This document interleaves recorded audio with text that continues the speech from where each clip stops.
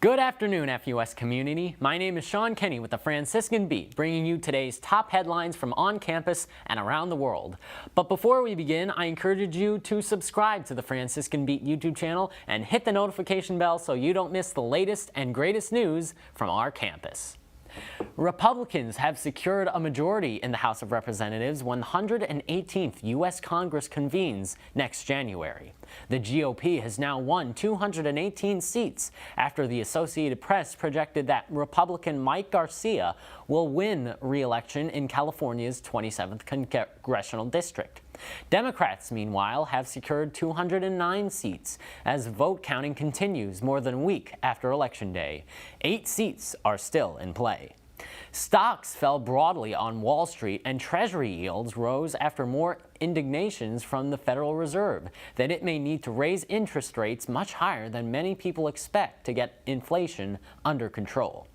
The Fed has been raising rates aggressively in order to tame inflation by applying the brakes to the economy.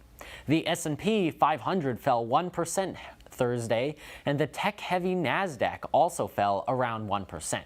The Dow Jones Industrial Average also slipped. The yield on the 2-year Treasury note rose to 4.45%.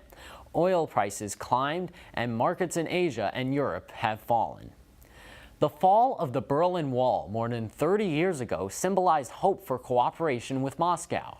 Russia's war in Ukraine has now ushered in an era of confrontation, and the rise of new barriers of steel, concrete, and barbed wire are being built by the West. The war has given European Union countries a new impetus to fortify their borders with Russia and its ally, Belarus, mostly to stop migration orchestrated by Moscow and Minsk in what one history professor calls hybrid warfare. Finland plans fences on parts of its 1,340-kilometer or 830-mile border with Russia. Polish soldiers have begun laying razor wire on the frontier with the Russian territory of Kaliningrad. On to campus news. The Center for Criminal Justice, Law, and Ethics at Franciscan University of Steubenville will hold 2 continuing legal education courses for law professionals covering topics on the lethal use of force, abortion, natural law, and the Supreme Court. In Less Lethal Use of Force, Edward Bogatz Jr., a world-renowned expert on the subject, former police chief, and adjunct professor at Franciscan University, will discuss the tactics, techniques, legal analysis, and challenges in use of force encounters by law enforcement. The course is geared toward municipal and departmental attorneys. The course will be held on Friday, December 2nd from 9 a.m. to 4:30 p.m. Registration is $149 or $99 for non-lawyers or students who are not earning CLE credit. This includes a light breakfast and lunch.